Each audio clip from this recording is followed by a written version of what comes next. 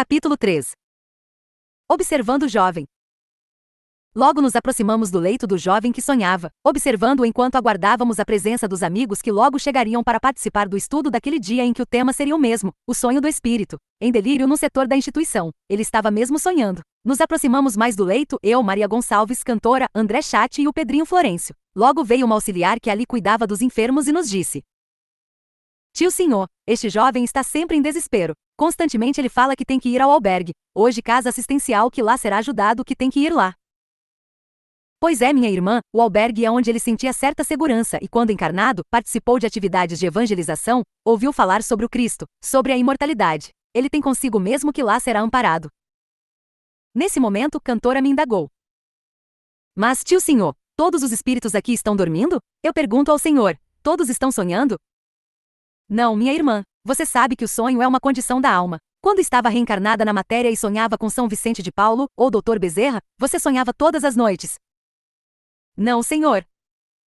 "Pois é, minha irmã, o sonho depende do nosso estado de alma, da sintonia psíquica. Você sabe que tem muita gente em que o espírito dorme igual ao corpo? Aqui tem espíritos desencarnados que, por medo de assumir os erros cometidos, conseguem adormecer seu psiquismo. Você sabe disso, que muitos erram sabendo estarem fazendo a coisa errada, e isto é um sofrimento para o espírito. Ele tem consciência da verdade e não tem como justificar para si mesmo. Com medo de encarar a verdade, prefere ficar adormecido."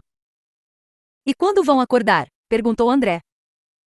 "O sofrimento nos acorda para a vida, ele nos faz tomar consciência de que temos que evoluir, não é?" "Cantora?" "Isso é verdade. É igual ao que o senhor estava falando. Tem gente encarnada que eu acredito que dorme até mais que o corpo, e aqui pelo jeito mais ainda. Tem pessoas, cantora, que não conseguem desligar-se do corpo e quando dormem, ficam presas à matéria." Isso é verdade. Ficam presas às preocupações materiais." "Cantora, se nós sondarmos o psiquismo dos irmãos que aqui permanecem, veremos que muitos estão presos à matéria e às zonas inferiores que cultivaram em seus pensamentos e desejos. Percebemos que esses espíritos estão presos às emoções deles. Muitos buscam os familiares para socorrê-los, outros culpam as outras pessoas pelo que ocorre. Tem espírito que não se acha culpado de nada, não aceita a situação que está vivendo no momento", disse Pedrinho, que até então só nos ouvia. "É verdade, Pedrinho. A maior parte deles dorme para fugir do sofrimento que atraíram para si mesmos e tem medo de encarar a verdade que eles mesmos conhecem." "Sim, aqui tem muitos filhos de pessoas dedicadas à religião, tio senhor, e nada que fizeram conseguiu tirar os filhos rebeldes do vício que os envolveu. Vejo muitos que, para se esconderem do erro que cometeram, e agora conscientes do que realizaram, se recolhem em um estado de morte mental. Há irmãos que querem desaparecer, sumir, desejam que tudo se desfaça para eles. Não respondem pelo que causaram e trazem sempre a impressão da matéria, ou da última encarnação", disse o irmão Pedrinho, que traz consigo a experiência em socorro no local. "Pois é, isso é uma verdade que muitas vezes não queremos encarar", disse cantora. "Vejam este jovem. Estamos aqui ao seu lado e ele busca por alguém que o ajude, e esse desejo, essa vontade está fazendo-se ligar à casa que o auxiliou." "Tio senhor", perguntou cantora, "ele era na terra um jovem viciado na droga. E como fica a ligação dele aos seus companheiros, os espíritos que o envolveram no desejo da droga pela via do vampirismo?" "Estes, minha irmã, ele não tem procurado. O estado de desespero, de angústia, conduz seu pensamento em outra direção. Na verdade", disse Pedrinho, "ele tem medo dos seus comparsas. Quando acorda, pede para não deixá-los entrar. Está vendo? O nosso pensamento busca afastar, conforme a nossa aceitação, as situações de que temos consciência. É muito triste ver a situação em que os jovens deixam o corpo", comentou Dona Maria Gonçalves, que também presta serviços no local. "Nós vemos pais e mães vindos ao encontro dos filhos para fazer por eles o que não conseguiram na terra e, constatando a situação, imploram a Deus para ajudá-los, mas muitas vezes nem registram a presença dos que os amam. Mas cada um tem o que sintoniza, cada um tem seus desejos e suas buscas. Mas da mãe e do pai sempre nos lembramos." "Sim, cantora, mas nem sempre a vida moral do filho, e aqui você sabe que o que vale é o comportamento moral." "E isso é verdade." "Bem, não temos tempo para uma melhor análise desse fato. O nosso tempo se limita, vamos para o nosso estudo. Se for possível, depois retornaremos." Saímos, deixamos Pedrinho em sua atividade e nós outros rumamos em direção às salas superiores da instituição destinadas a estudos. Chegamos ao local, onde alguns companheiros já aguardavam em um diálogo caloroso sobre a doutrina. Ataíde Alves nos cumprimentou com o Zenon, Nenê Cheruli e Zélia Barbosa. Perguntei-lhe se ali estavam todos que iriam participar do estudo que a cantora havia organizado para nosso melhor aprendizado da doutrina. Cantora disse que faltavam mais alguns companheiros, mas que ainda restavam alguns minutos para o início das atividades. Enquanto isso, surgiu uma pergunta sobre as velhas atividades de Santa Maria feita pelo nosso irmão Zenon. "Tio senhor, Como vocês faziam para esclarecer as pessoas sobre a doutrina e o mundo espiritual no início das atividades em Santa Maria? Bom, você fala isso porque havia poucas obras para testemunhar a verdade, não? Sim, hoje temos muitos livros onde podemos buscar conhecimento. Na época não era assim. A doutrina espírita, na verdade, Zenon, está marcada na Terra por Kardec e Chico Xavier. Não temos o que discutir diante disso, que era o próprio Kardec dando complemento à obra. Tivemos os companheiros de Allan Kardec antes e depois, realizando um estudo maior das obras do codificador. Na época em que fui chamado ao trabalho, estava construindo uma doutrina para mim mesmo, formando assim meu caráter de cristão. Independente do céu e do inferno, a curiosidade de que fui tomado me fez ver tamanha realidade e eu me convenci da verdade que estava à minha volta. Quando me aprofundei nas leituras da doutrina, tornei-me mais seguro de meu compromisso com Cristo. As pessoas que ali chegavam e sentiam meu entusiasmo também abraçavam a causa com o mesmo desejo. Creio eu, Zenon, que o Cristo passou a ilustrar nossas vidas em uma estrutura tão profunda que tínhamos um testemunho a ser dado do cristianismo redivivo, longe das imagens e dos rituais de que ora tivemos que nos despir. O que fez as pessoas acreditarem mesmo na doutrina foi a dor e a necessidade que existiam até então. Como assim? Questionou o irmão.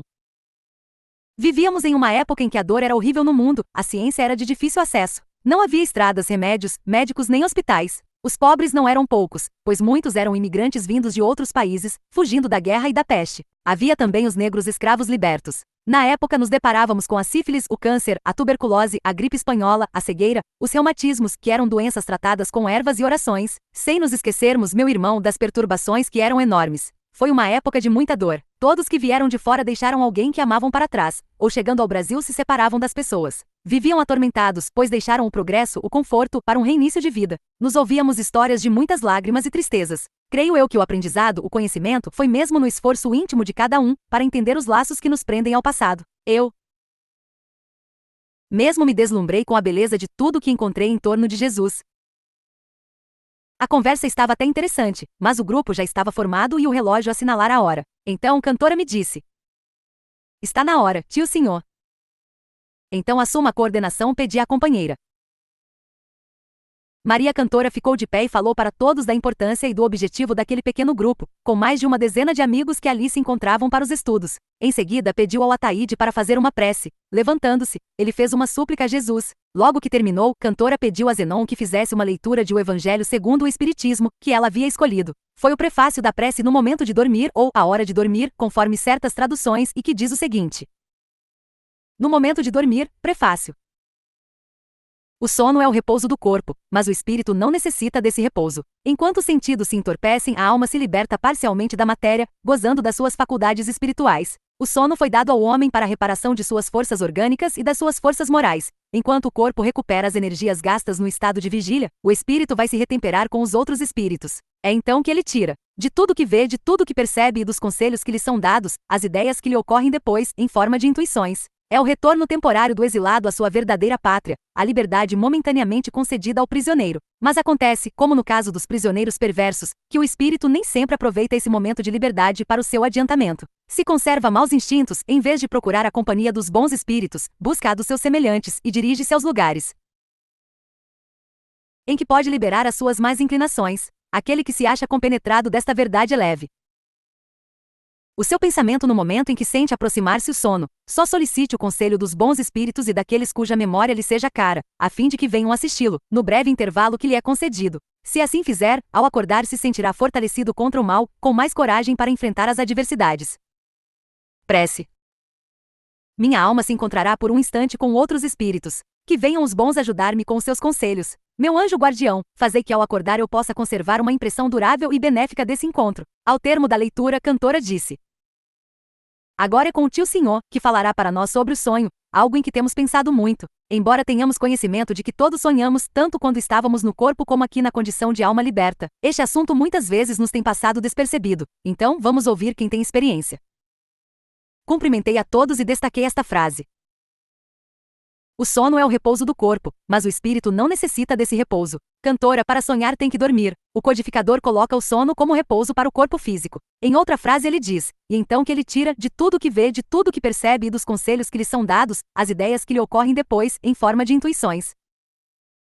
Tudo na verdade é normal quando cremos na vida após a morte, porque sabemos que matéria aqui existe em várias modalidades e acompanha a alma, o espírito. Em qualquer dimensão do universo sabemos que o espírito necessita entrar em contato com a matéria mais grosseira e tem ela transformada para habitar determinadas dimensões. O próprio Cristo, para estar entre os homens, teve que usar o corpo físico porque é da lei planetária. E assim continuamos. Todos nós não imaginávamos que no plano dos espíritos haveria as fábricas de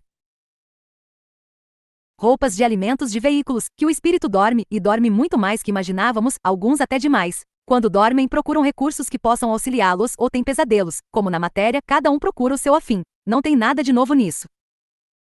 Quando eu estava na matéria, tínhamos as obras da codificação e mais um apocado de livros dos conterrâneos de Allan Kardec. Era o que nos valia. O resto era o bom senso que nos levava a compreender a vida dos espíritos. Depois da volta de Kardec como Chico Xavier, as coisas tiveram mais amplidão. O próprio benfeitor André Luiz deixou a realidade da vida no além retratada no livro Nosso Lar, onde ele trata do assunto com muita clareza no capítulo 36, o sonho. E outra coisa que o pessoal não dá valor é o passe. No livro André fala bem no segundo parágrafo do capítulo: ao cair da noite, já me sentia integrado no mecanismo dos passes, aplicando-os aos necessitados de toda sorte. O passe é um dos mecanismos que os espíritos têm para o socorro aos encarnados e desencarnados. O passe é o remédio partido da mão dos benfeitores em prol dos que necessitam, dos dois lados da vida. E o benfeitor, como passou várias horas em socorro aos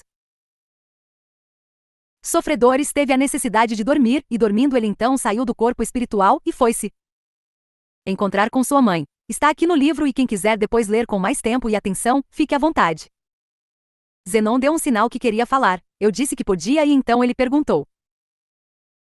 Nos primeiros parágrafos há o diálogo de Dona Laura, em que ela diz a André Luiz: acompanhei-o em espírito durante a noite. Como acompanhou se ela está desencarnada? Da mesma forma que André se encontrou com a mãe. O espírito não está enclausurado na matéria. Isso está escrito em O Livro dos Médios, e nós sabemos muito bem que o perispírito é matéria e não é o espírito. Dona Laura, sabemos que ela tem domínio sobre a matéria, por isso tem mais facilidade de se desprender mentalmente, espiritualmente do corpo. Lembremo-nos de Eurípides Barçanufo, que conseguia estar em 2 lugares ao mesmo tempo, e mesmo sem sair do corpo. Dando aula, escrevendo no quadro, ele descrevia acontecimentos à distância, previa que pessoas viriam atrás dele para certos auxílios.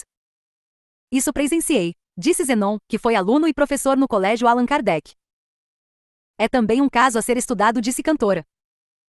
Voltemos ao assunto do sono. Nós não valorizamos a divisão, se assim podemos dizer, da mente. Ela se divide em egos, como disse Dr. Inácio Ferreira em seu livro, egos estes que, quando aprendemos a pensar, nos auxiliam no decorrer da nossa evolução. No livro de Emanuel, Pensamento e Vida, através de Francisco Cândido Xavier, ele escreve na lição 10 com o título Entendimento até o ingresso na consciência cósmica. Todos os seres se distinguem pela face de luz com que se alteiam para os cimos da evolução e pela face de sombra pela qual ainda sofrem a influência da retaguarda. Podemos ver que cada assunto exige outro mais profundo, porque se estamos evoluindo, ainda não conseguimos nos desfazer da matéria que nos envolve e continuamos a caminhada evolutiva até ingressarmos na consciência cósmica. Além disso, não podemos nos esquecer de que estamos presos à retaguarda pelos nossos deslizes, mas não temos o direito de nos apegarmos a eles. E essa prisão que nos coloca de encontro com a matéria que faz de nós vínculo de muitos egos, como podemos perceber no decorrer de nossa vida. O importante é que o desencarnado dorme, sonha e busca ajuda, ou vai ao encontro de seus algozes. Logo Zenon disse: agora eu que perguntarei, o pensamento é o quê? Na colocação do codificador, no capítulo 2 de O Livro dos Médios, no item 7, o pensamento é um atributo do espírito. E André Luiz, através de Chico Xavier, no livro Nos Domínios da Mediunidade, faz referência ao pensamento. Acredito que o pensamento, mesmo sendo um atributo do espírito, como a inteligência é, ele também contém a matéria em um estado diferente. Sendo ainda espíritos comuns, como se refere Dr. Inácio Ferreira, o nosso pensamento é matéria. Então pensemos, se o pensamento é matéria, então possuímos formas de matéria que desconhecemos na atualidade de nossa evolução. Allan Kardec, em O Livro dos Médios, no capítulo 1, item 58, fala: o espírito precisa, pois, de matéria para agir sobre a matéria. Completando, ele faz referência ao perispírito. Se o espírito precisa de matéria para agir sobre a matéria, para agir sobre outro pensamento usa a matéria mental do indivíduo, o que nos faz crer que mesmo o espírito superior, para agir sobre o pensamento das criaturas, tem que condensar energia, ou o espírito que ocupa a posição inferior precisa subir as suas vibrações energéticas. Não é aí que entra a importância da prece? Perguntou Tânia Pereirinha. Pode responder, Zenon. Sim, é aí que entra o desejo e a sintonia que a criatura busca, é o que estamos estudando sobre o sono. Pois é, quando o espírito traz consigo o desejo de algo realizar, ele consegue porque não está enclausurado no corpo, seja físico ou perispiritual. Allan Kardec, quando dá o exemplo daquela médium possuidora do desdobramento, descrito na Revista Espírita, de 1858, mês de novembro, mostra para nós a independência do espírito, como ele consegue adquirir o dom capaz de auxiliá-lo na evolução e na prova da imortalidade da alma, porque estando encarnado consegue ter visão à distância do que está acontecendo. Quando estudamos o texto da independência sonambúlica, nos deparamos com outro fator, que a médium voltou ao acontecimento do caso em que ela foi procurada a desvendar. Então comentou cantora, se o espírito tem essa liberdade estando encarnado e ainda preso ao corpo, fora dele pode muito mais. Sabemos, cantora, que o que prende os espíritos não é a matéria, e sim o pensamento, o estado emocional. Os desencarnados não estão retidos ao corpo, no entanto estão presos em si mesmos, disse a companheira e autora do livro Além das Recordações. Sim, nós mesmos aqui não temos a visão sonambúlica que o codificador narra. Mas o povo encarnado acredita que morre e já tem conhecimento de tudo, comentou Dona Nenê Cheruli. Pois é, se aqui até o dom da mediunidade continua, como vamos querer algo que não conquistamos? O próprio André Luiz, para ver a mãe, foi através do sonho. O sono existe para o espírito e o sonho também. Eu trouxe uma mensagem que está na Revista Espírita, de 1858. É um texto um pouco longo, mas vamos ouvir. Dissertações de Além-Túmulo. O Sono, Revista Espírita, dezembro de 1858. Pobres homens, como conheceis poucos mais ordinários fenômenos que fazem vossa vida, acreditais ser bastante sábios, julgais possuir uma vasta erudição, e a estas simples perguntas de todas as crianças: o que fazemos quando dormimos? O que são os sonhos? Ficais mudos. Não tenho a pretensão de vos fazer compreender o que vou explicar, porquanto há coisas para as quais vosso espírito não pode, ainda, submeter-se, por não admitir senão o que compreende. O sono liberta inteiramente a alma do corpo. Quando dormimos, ficamos momentaneamente no estado em que nos encontraremos, de maneira definitiva, após a morte. Os espíritos que cedo se desprenderam da matéria por ocasião da morte tiveram sono inteligente. Quando dormem, se reúnem à companhia de outros seres superiores a eles. Viajam, conversam e com eles se instruem. Trabalham até em obras que, ao morrer, acham concluídas. Isso nos deve ensinar uma vez mais a não temer a morte, visto que, conforme a palavra de um santo, morreis diariamente. Isto quanto aos espíritos elevados. Para a massa dos homens, porém, que com a morte devem ficar longas horas nessa perturbação, nessa incerteza da qual falaram, ou irão para mundos inferiores à terra, onde os chamam antigas afeições, ou talvez buscarão prazeres mais deprimentes ainda do que os daqui, vão aprender doutrinas ainda mais vis, mais ignóbeis e mais nocivas do que as professadas em vosso meio. E o que faz a simpatia na terra outra coisa não é senão o fato de nos sentirmos, ao despertar, aproximados pelo coração daqueles com quem acabamos de passar 8 ou 9 horas de felicidade ou de prazer. O que também explica essas antipatias invencíveis é que sabemos, no fundo do coração, que essas criaturas têm uma outra consciência, diferente da nossa, pois as conhecemos sem jamais as termos visto com os olhos. É ainda o que explica a indiferença, pois que não intentamos fazer novos amigos, quando sabemos que há outros que nos amam e nos querem bem. Numa palavra, o sono influi em vossas vidas muito mais do que pensais. Por efeito do sono, os espíritos encarnados estão sempre em contato com o mundo dos espíritos, e é isso que faz com que os espíritos superiores consintam, sem muita repulsa, em reencarnar entre vós. Quis Deus que durante seu contato com o vício eles viessem retemperar-se na fonte do bem, a fim de eles mesmos não falirem, logo eles que vinham instruir os outros. O sono é a porta que Deus lhes abriu para os amigos do céu. É a recreação após o trabalho, a espera da grande libertação, a libertação final que os deve reconduzir ao seu verdadeiro ambiente. O sonho é a lembrança do que viu o vosso espírito durante o sono, mas notai que nem sempre sonhais, porque nem sempre vos lembrais daquilo que vistes ou de tudo que vistes. Não é vossa alma em todo o seu desdobramento. Muitas vezes não é senão a lembrança da perturbação que acompanha vossa partida ou chegada, a que se junta a recordação daquilo que fizestes ou que vos preocupa no estado de vigília. Sem isso, como explicaríeis esses sonhos absurdos, que tanto têm os mais sábios quanto os mais simples? Os espíritos maus também se servem dos sonhos para atormentar as almas frágeis e pusilânimes. Aliás, em breve vereis desenvolver-se uma nova espécie de sonhos, tão antiga quanto a que conheceis, mas que ignorais. O sonho de Joana, o sonho de Jacó, o sonho dos profetas judeus e de alguns profetas indianos. Esse sonho é a lembrança da alma inteiramente desprendida do corpo, a lembrança dessa segunda vida de que vos falava há pouco. Procurai distinguir bem essas duas espécies de sonhos, dentre aqueles de que vos recordais, sem o que entrareis em contradições e em erros que seriam funestos à vossa fé. Nota: o espírito que ditou esta comunicação, instado a dar seu nome, respondeu: para quê? Credes, pois, que não haja senão os espíritos de vossos grandes homens que vêm dizer-vos coisas boas? Contai, pois, por nada todos aqueles que não conheceis ou que não têm nome sobre a vossa terra? Sabei que muitos não tomam o nome senão para vos contentar.